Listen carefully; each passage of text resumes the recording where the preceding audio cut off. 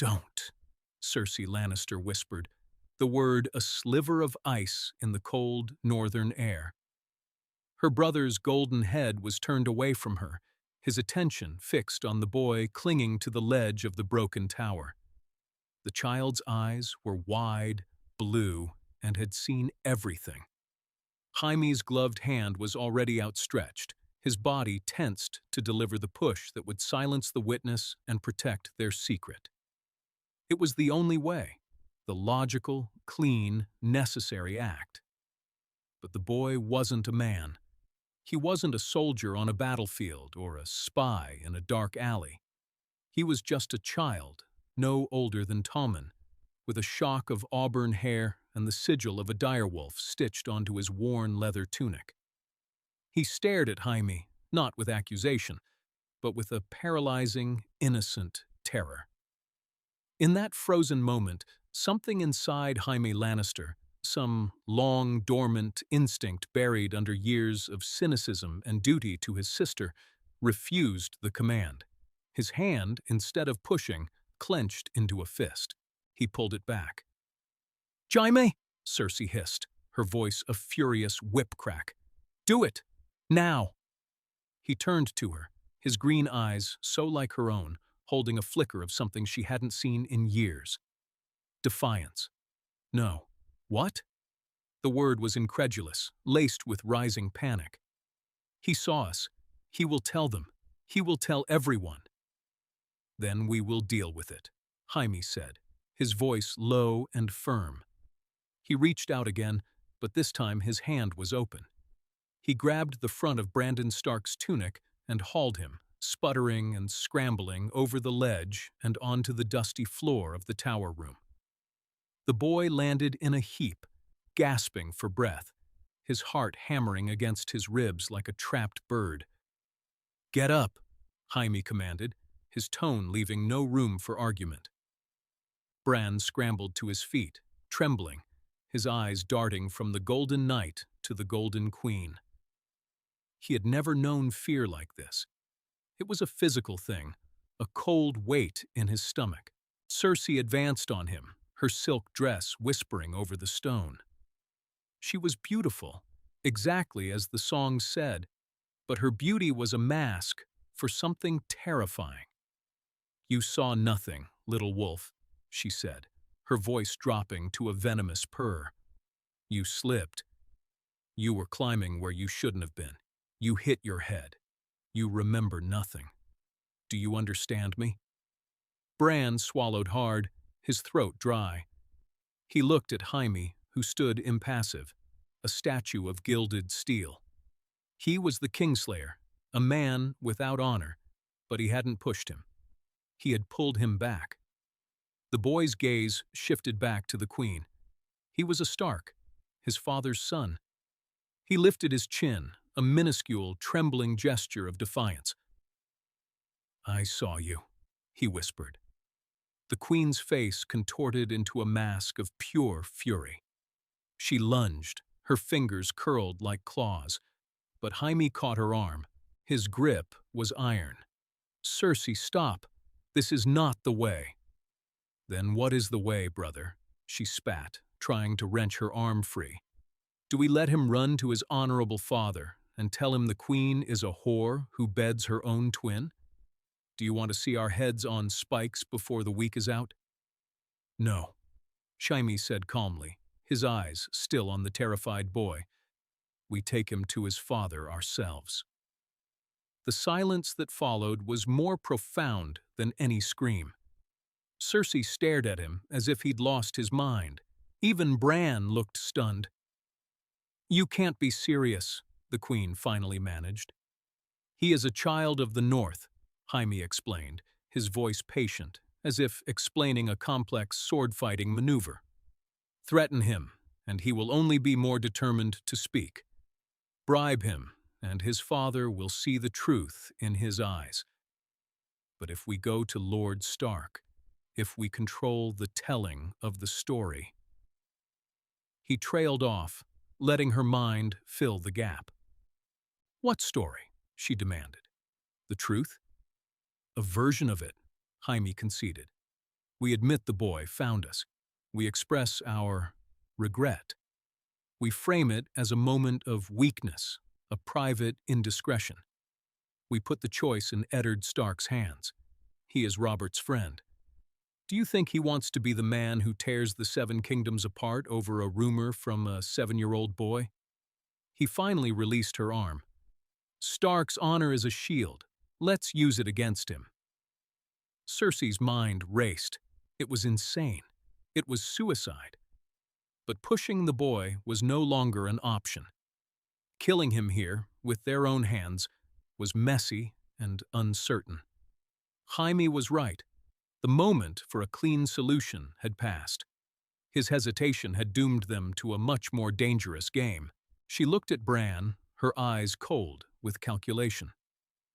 "Fine," she said, her voice clipped. "But if this fails, his blood is on your hands. And likely ours as well." Eddard Stark was in the Great Hall of Winterfell, reviewing ledgers with Maester Luwin when Sir Jaime Lannister entered, flanked by 2 of his household guards. Bran was held firmly by the arm between them.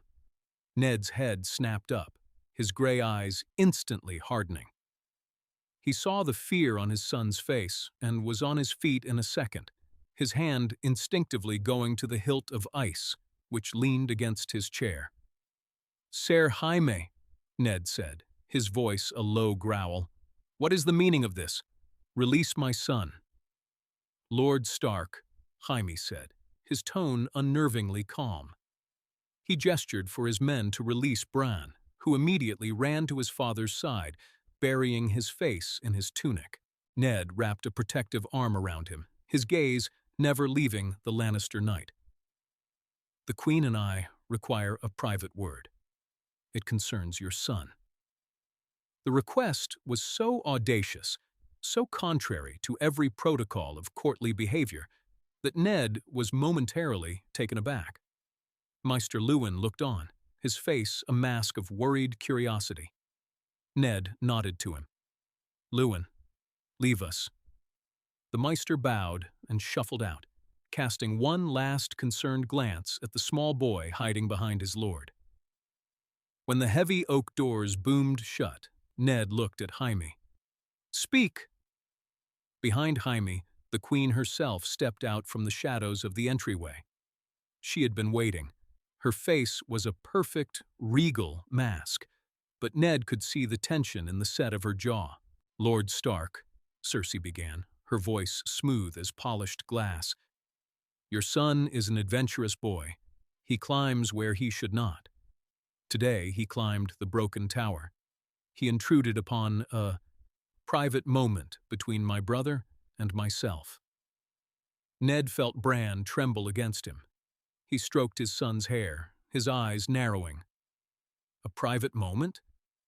"We were talking," Jaime interjected smoothly, "about family matters. The boy startled us. He nearly fell. It was a lie, but it was constructed with just enough truth to be plausible." Ned looked down at Bran. "Bran, is this true?" Bran looked up, his face pale. He looked at the Queen, at her cold, warning eyes. He looked at Ser Jaime, the knight who had pulled him to safety, and he looked at his father, the embodiment of truth and honor. He took a shaky breath. "No," he said, his voice small but clear. They were together, like a husband and wife. He had his hands on her, and she was kissing him." The air in the great hall went cold and still. The crackling of the fire in the hearth was the only sound. Eddard Stark's face became stone.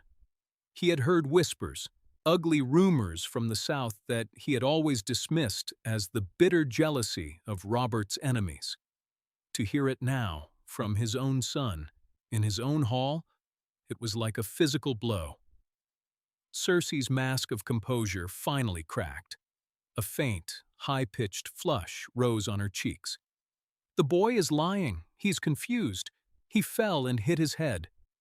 "I did not," Bran insisted, his voice gaining strength. "I saw it. Ned's gaze settled on Jaime Lannister. He did not look at the queen. In the north, it was the man you held accountable. Ser Jaime, look me in the eye and tell me my son is a liar. Jaime met his gaze. The Kingsguard was sworn to protect the king, the royal family. He was sworn to Cersei by blood and by love. He should have lied. It was the only sane thing to do. But looking into the unyielding gray eyes of Eddard Stark, the man who had helped pull down a dynasty, a lie felt flimsy, useless. It would not hold. He gave a slight, almost imperceptible shake of his head. He said nothing, but the admission hung in the air, heavier than any confession. Ned's hand tightened on Bran's shoulder. He felt a wave of cold dread, followed by a surge of protective fury. This was the secret Jon Arryn had died for. He was sure of it now. This was the poison at the heart of the court. And they had brought it here, to his home, to his family. "Get out," Ned said, his voice dangerously quiet. Cersei's eyes widened in outrage. "You dare speak to your queen? You are Robert's queen," Ned cut her off, his voice rising to a commanding roar that echoed in the cavernous hall. "And you have betrayed him in my home, with your own brother. You have laid a traitor's secret at my feet and implicated my son. Get out of my sight before I do something we will all regret." Cersei flinched as if struck. She looked to Jaime for support, but he merely inclined his head, accepting the dismissal. He took her arm and steered her towards the door, his face grim. As they left, Cersei looked back over her shoulder, and the look she gave Eddard Stark was one of pure, unadulterated hatred. It was a promise of vengeance. That night, Winterfell was a fortress of whispers. Catelyn Stark held her husband as he stared into the fire, the weight of his discovery pressing down on him. The letter from Lysa Arryn, accusing the Lannisters of murdering Jon Arryn, now felt less like the ravings of a grieving widow and more like a dire warning. "What will you do?" Catelyn asked, her voice fraught with worry. "I have to tell him," Ned said, his voice hollow. "Robert, he must know. He is the king. He is my brother." "And what will he do, Ned?" she pressed, her pragmatism a sharp counterpoint to his honor. "He will kill them. He will kill the queen and her brother. He may even kill the children. Joffrey, Myrcella, Tommen, they are his in all but blood. Do you think Robert will care about that in his rage? And Tywin Lannister will raise his banners. You will not be telling Robert a secret. You will be starting a war." He knew she was right. The honorable path was a road paved with dragonfire and blood. If he told Robert now, while the king was a guest in his home, the North would become a battlefield. Lannister and Baratheon would tear each other apart, and the Starks would be caught in the middle. "He asked me to be his hand," Ned murmured, the irony bitter on his tongue. "He came all this way to ask me to help him rule. He spoke of enemies, of people he couldn't trust." "And now you know who they are," Catelyn said. She placed her hand on his cheek. "You cannot tell him here, not now. It would be madness. Accept his offer. Go south with him. Go to King's Landing, where you can gather proof. Not just the word of a frightened boy, but something more. Something no one can deny. Find out what Jon Arryn knew. And then, when you are certain, when you have the power of the hand behind you, you can bring the truth to light." It was a political answer, a serpent's answer. It felt wrong. It felt like a betrayal of the simple, direct honesty he had always lived by. But it was also the only answer that didn't involve watching his friend plunge the entire realm into chaos on his doorstep. It was the wise path, the safe path. "Bran must stay here," Ned said firmly. And Robb, the Lannisters know that we know. They will not feel safe as long as Bran can speak. He is not safe, Catelyn. None of us are. He agreed to become the Hand of the King, not for honor, not for glory, but for survival. He would go south not as a friend helping a king, but as an executioner sharpening his axe, waiting for the right moment to strike. The Game of Thrones had come for Eddard Stark, and his first move was one of deception. The journey south was a long, cold funeral procession for Ned's peace of mind. He rode beside Robert, forcing smiles, listening to the king's booming laughter and stories of past glories, all while the truth sat like a stone in his gut. Every time Robert clapped him on the back, Ned felt like a liar. Every time the king spoke of his children, of Joffrey's supposed prowess, Myrcella's beauty, Tommen's gentle nature, Ned's heart twisted. They were not his. They were the product of incest and treason, golden-haired lies living and breathing in their father's blind affection. In the royal caravan, a different kind of tension simmered. Cersei and Jaime barely spoke. They rode in a cocoon of hostile silence. Jaime had made a choice in that tower, a choice to spare a life and gamble on politics. He had chosen Stark's honor over Cersei's ruthlessness, and in doing so, had created a schism between them. She saw his hesitation not as mercy, but as weakness, a betrayal. "You have doomed us," she told him one night, her voice a low murmur in the confines of her wheelhouse. "We should have been on a ship back to Lannisport by now, with the boy's death a tragic mystery.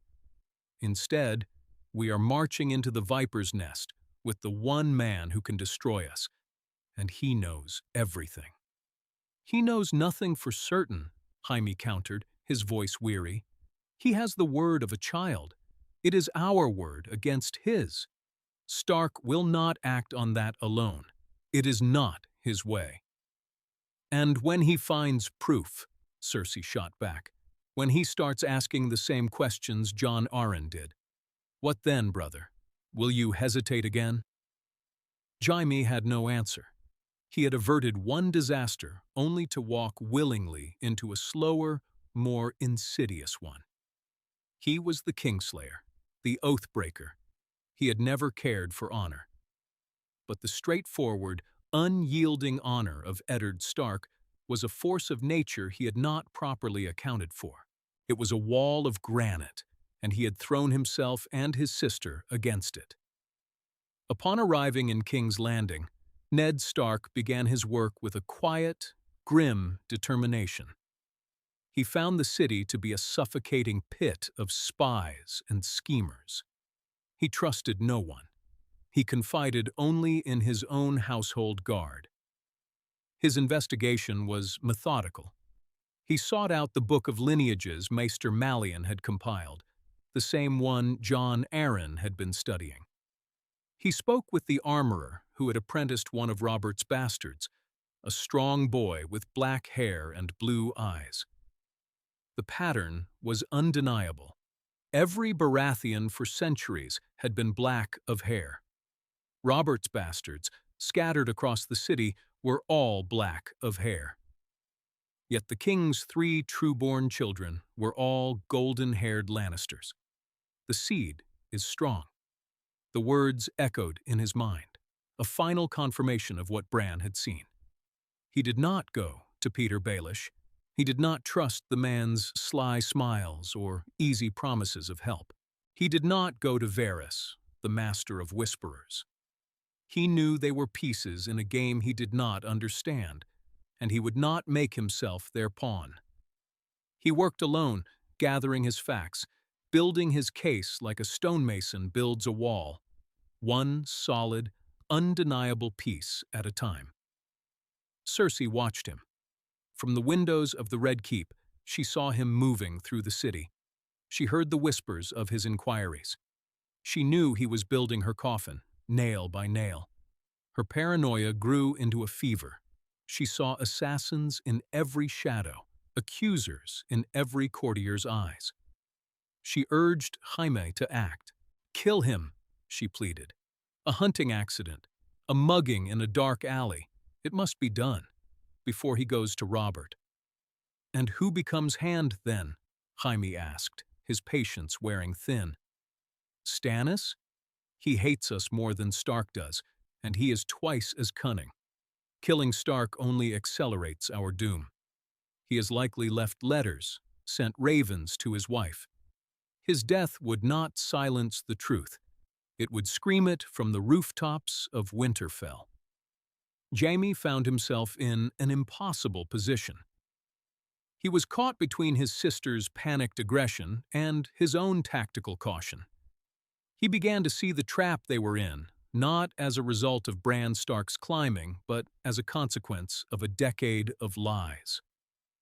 They had built their lives on a foundation of sand, and now the tide was coming in.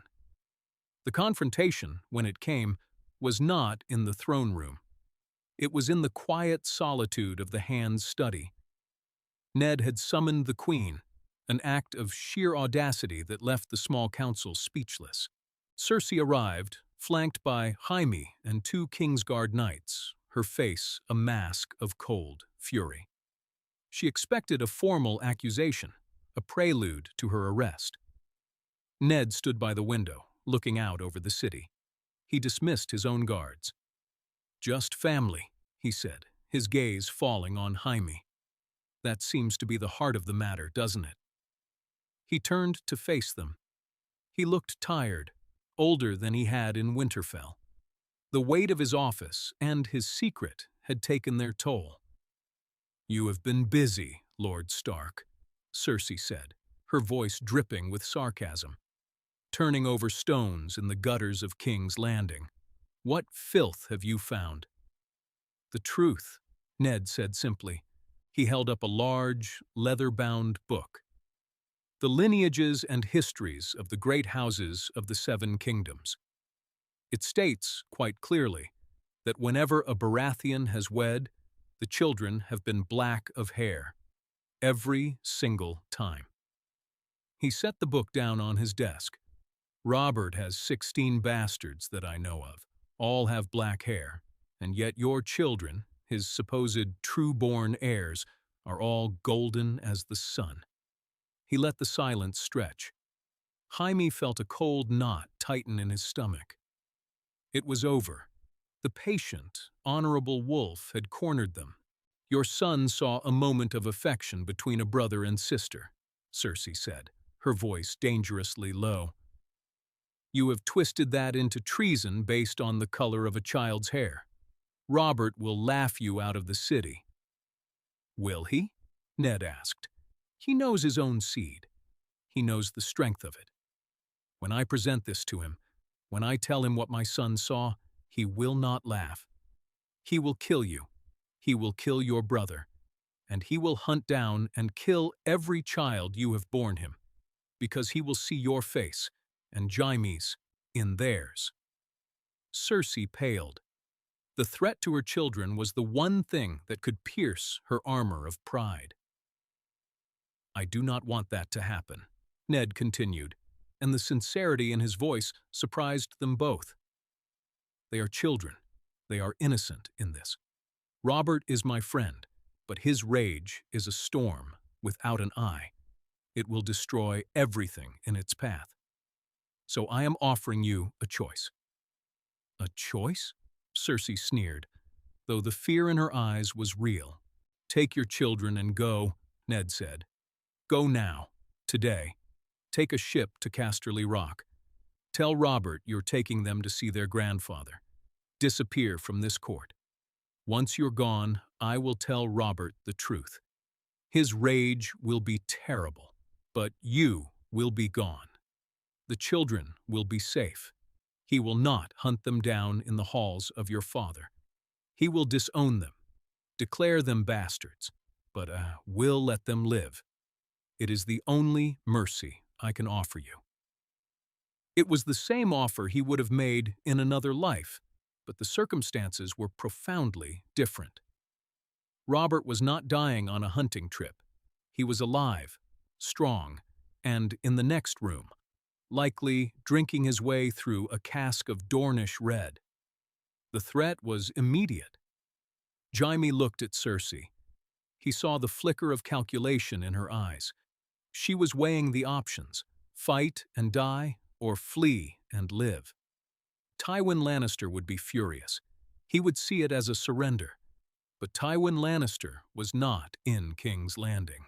He was not the one who would face Robert's warhammer. "And what of you, Lord Stark?" Jaime asked, his voice quiet. "You do this. You unleash a storm on yourself. The realm will be thrown into chaos. Robert will need a new heir. His brothers will fight for the succession. You will be in the center of it all." "That is my burden to bear," Ned said. "I will not have the blood of children on my hands. Make your choice." Cersei stared at him, her mind a whirlwind of hatred, fear, and wounded pride. To run was to admit guilt. It was to abandon all the power she had spent a lifetime accumulating. But to stay was to sentence her children to death. Joffrey, her proud lion, her heir; Myrcella, her sweet girl; Tommen, her gentle boy. Ned Stark was right. Robert, in his grief and fury, would not spare them. "We will need time to prepare," she said, the words tasting like ash in her mouth.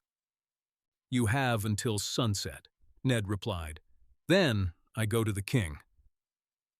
The Red Keep was a hive of frantic, quiet activity. Servants were told the royal children were being taken on an extended visit to their grandfather. Trunks were packed, carriages were prepared. Joffrey complained loudly, furious at being pulled away from the capital, but one sharp look from his mother silenced him. Jaime oversaw the preparations, his mind numb. He was a knight of the King's Guard, sworn to protect the king. He was about to aid the queen in fleeing that king's justice. Every vow he had ever taken was a broken shard of glass at his feet. He felt a strange sense of liberation in the ruin of it all. As the sun began to dip below the horizon, painting the sky in shades of orange and purple, Cersei, Jaime, and the three golden-haired children made their way to a waiting ship at the docks. The city was bustling, unaware of the crisis unfolding within the palace walls. Ned Stark watched them go from his window in the Tower of the Hand. He felt no triumph, only a deep, weary sadness. He had done the right thing. He had saved the children. He had given his friend the truth, albeit in a way designed to mitigate the bloodshed. Now he had to face the storm himself. He walked to Robert's chambers. The king was, as expected, drunk. He sat in a large chair, a flagon of wine in his hand, laughing with Ser Barristan Selmy and Renly. "Ned!" Robert boomed, his face flushed. "Come, drink with me. We're telling stories of the rebellion. Remember the trident?" Ned's face was grim. He looked at the others. "Your Grace, I must speak with you alone." Robert's good humor faded slightly at Ned's tone. He waved a dismissive hand. "Barristan, Renly, leave us." The wolf looked serious. He probably wants to talk about taxes. When they were alone, Ned Stark stood before his king. He did not sit. "Robert, what I'm about to tell you will cause you great pain, but you must hear it. It is the truth." And then he told him. He told him everything. About Bran in the tower, about the book of lineages, about the black hair of his bastards and the golden hair of his children. He laid the facts out, one by one, like stones on a grave. Robert listened, his face slowly changing. The drunken flush drained away, replaced by a ghastly pallor. His knuckles were white where he gripped the arms of his chair. When Ned finished, the king was silent for a long time. The only sound was his ragged breathing. Then he spoke, his voice a hoarse, broken whisper. All of them. Joffrey, Myrcella, even Tommen. They are Jaime Lannister's children, Ned said softly. I am so sorry, Robert. Robert did not explode. He did not roar. The rage Ned had expected did not materialize. Instead, something inside the king seemed to break. He looked old, defeated. The great warrior, the demon of the trident, was gone. In his place was a broken man in a gilded cage. She's gone? He asked. You let her go? Her and the children. They are on a ship to Casterly Rock, Ned confirmed. I did it to save them. They are not to blame for their parents' sins. Robert finally looked at him, and his eyes were filled with a terrible, empty grief. You are a better man than I am, Ned. A better man than I ever was. He stood up, unsteady on his feet. He walked to the wall where his great war hammer was mounted. He touched it, his fingers tracing the worn leather of the grip. I won a kingdom, he said to the wall. I killed a prince of dragons for a woman who never loved me. And I filled my bed with a woman who loved her brother. My whole life, my crown, it's all been a lie. He turned back to Ned. Summon the small council, all of them, now. His voice was no longer broken. It was cold, hard, and terrifyingly sober. And send a raven to Dragonstone. Tell my brother Stannis to come to King's Landing. It seems I have need of an heir. The great sept of Baelor was filled to capacity. King Robert Baratheon, first of his name, sat on the Iron Throne, which had been moved to the sept for this occasion. He wore black, not his customary gold and stag-emblazoned finery. At his side stood Eddard Stark.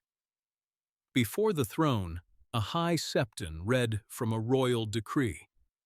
The words echoed in the cavernous space. And for these crimes of treason and adultery, Cersei of House Lannister is hereby stripped of her title as Queen of the Seven Kingdoms, and is attainted and exiled from the capital forever. Her children, Joffrey, Myrcella, and Tommen, are declared bastards, born of incest, and are removed from the line of succession. A collective gasp went through the assembled lords and ladies. It was a scandal that would be spoken of for 1,000 years. The decree continued, naming Stannis Baratheon as the rightful heir to the Iron Throne. A raven was dispatched to Casterly Rock, demanding that Sir Jaime Lannister return to King's Landing to face justice for breaking his Kingsguard vows. No one expected him to obey. The Seven Kingdoms were not at war, but they were fractured. The West was a sullen, angry territory, ruled by a furious Tywin Lannister who had been publicly shamed beyond anything he had ever imagined. He did not declare war, he was too cunning for that, but he began to quietly gather his armies, waiting for his moment. In the north, Catelyn Stark held Bran close, knowing her husband had averted a war, but perhaps started a much colder, more dangerous conflict. Sansa's dreams of marrying a prince were shattered. Arya was quietly pleased. Ned Stark remained in the south, as Hand, his duty now to help Robert hold together a realm that was threatening to tear itself apart at the seams. He had saved the children. He had told the truth. He had done his duty. But as he stood beside his grieving, broken friend on the Iron Throne, he felt no victory. He had only traded a quick, bloody war for a long, slow poison. And across the narrow sea, the last Targaryens, unaware of the chaos in Westeros, made a pact with the Dothraki call. A young girl with violet eyes stepped into a fire and emerged with 3 newborn dragons, ready to reclaim a throne she did not know was already beginning to crumble from within. The game was far from over. It had simply changed. And you have to wonder, in this new, uncertain world, who would have been the first to truly understand the danger that was still gathering, far beyond the wall?